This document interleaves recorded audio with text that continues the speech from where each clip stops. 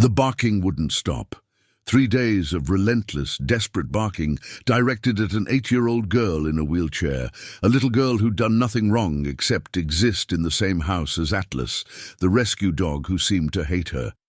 But hate wasn't what drove him. On Monday morning, when Isla's body seized and her breathing stopped, when her mother's screams filled the house and paramedics raced against time, everyone finally understood. Atlas hadn't been barking from aggression. He'd been screaming a warning that only he could perceive, desperately trying to save a life that hung by a thread invisible to human eyes. He knew. He'd always known. And his reason would shatter your heart. The October wind swept across Lake Mendota as Caroline Henderson opened her door to Sarah Chen from Dane County Rescue. Beside Sarah stood a magnificent German shepherd with amber eyes and a slight limp. "This is Atlas," Sarah said. 3 years old, found abandoned near a highway. "He's healed well, but he's had some peculiar behaviors." 8-year-old Isla sat in her wheelchair by the window, her insulin pump beeping softly against her purple cardigan. Diabetes had stolen her ability to walk 2 years ago after severe hypoglycemia. Her parents had agreed to foster Atlas temporarily, hoping a dog might bring back some light to their daughter's eyes. Atlas entered the Madison home and immediately locked onto Isla. His body went rigid, ears forward. Then he started barking. Sharp, insistent, frantic. He pulled toward her wheelchair, his entire focus concentrated on the little girl who shrank back in fear. "Atlas, no!" Sarah yanked the leash. "I'm so sorry, he's never done this." But Atlas wouldn't stop. The barking intensified, desperate and commanding, as if communicating something urgent that only he understood. When Sarah finally managed to pull him to the backyard, his barks echoed through the house, all aimed at the closed door separating him from Isla. Caroline exchanged worried glances with her husband Nathan. This was going to be a problem. 3 days of relentless barking left the Henderson family exhausted. Atlas focused solely on Isla, barking when she entered a room, pacing outside her bedroom door, his eyes tracking her every movement. "We can't keep doing this," Caroline told Nathan on Thursday morning. "The neighbors are complaining. Isla's terrified." In the living room, Isla did homework while Atlas watched from 15 feet away. When she shifted to reach for a pencil, he leaped up, barking frantically.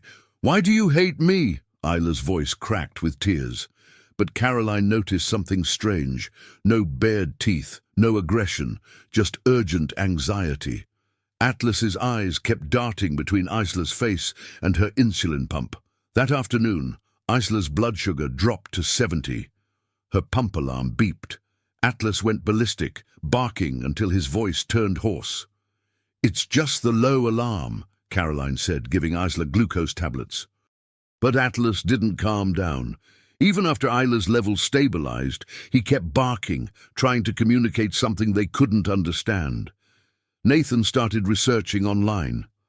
"Dogs that bark at specific people, medical reasons," he typed.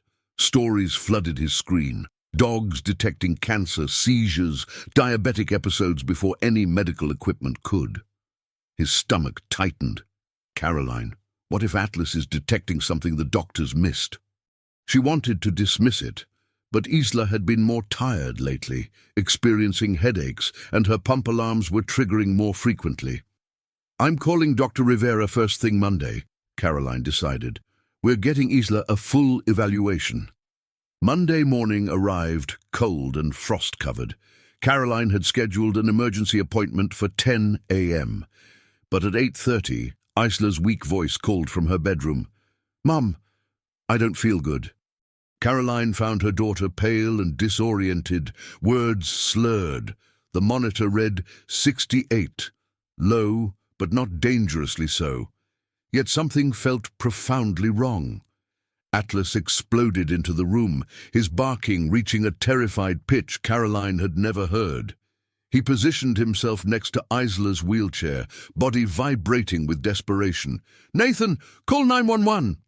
Caroline helped Isla drink juice, but her daughter's pupils looked dilated, her breathing shallow and irregular.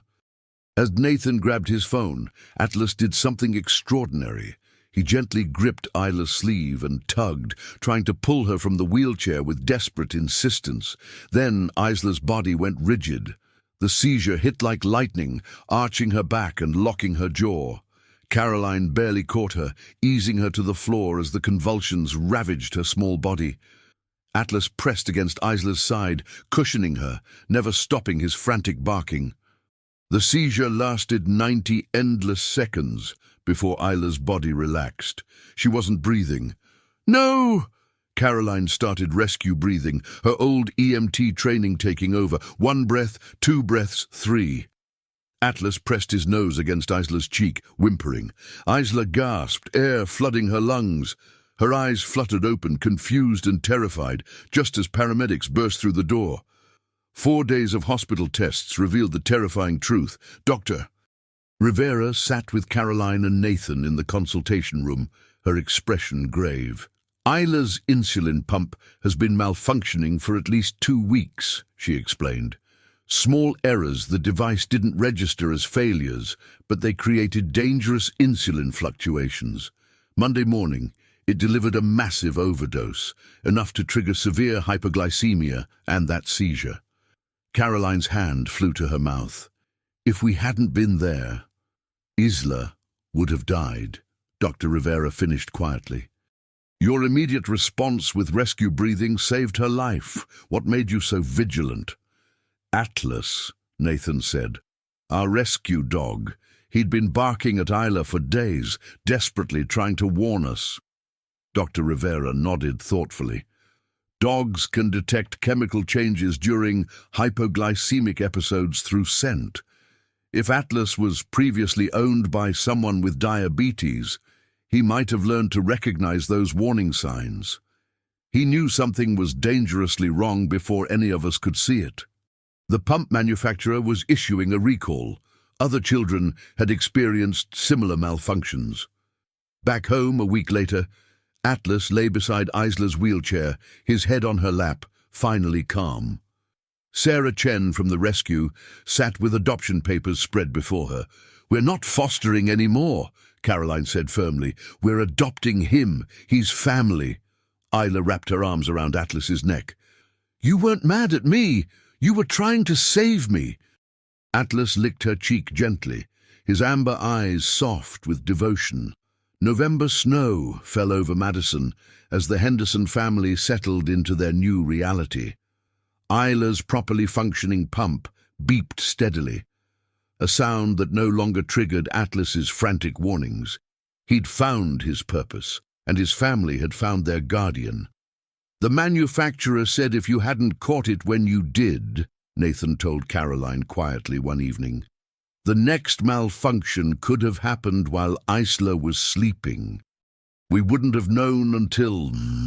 He didn't need to finish. They both understood how close they'd come to losing their daughter.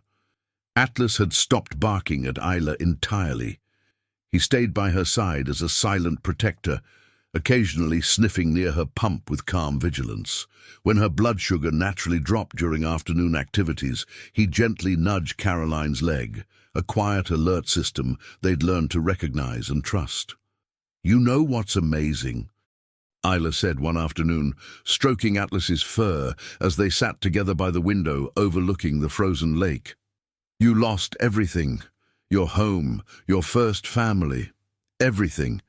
And somehow you ended up exactly where you needed to be. Atlas's tail thumped softly against the floor. Caroline watched them from the kitchen, tears blurring her vision. A rescue dog with a mysterious past and a little girl who'd nearly lost her future had found each other at the precise moment both needed saving. Atlas had been abandoned on a highway, left for dead. Now he'd prevented Isla from suffering the same fate. He rescued us, Nathan said, appearing beside Caroline and wrapping an arm around her shoulders. No, Caroline whispered. We rescued each other. Outside, the snow continued falling, blanketing Madison in white. Inside the Henderson home on the west side, a family sat together, complete, grateful, and forever changed by a dog whose desperate barking had spoken the language of love, louder than any words ever could. Atlas had found his forever home, and in saving Isla's life, he'd saved his own.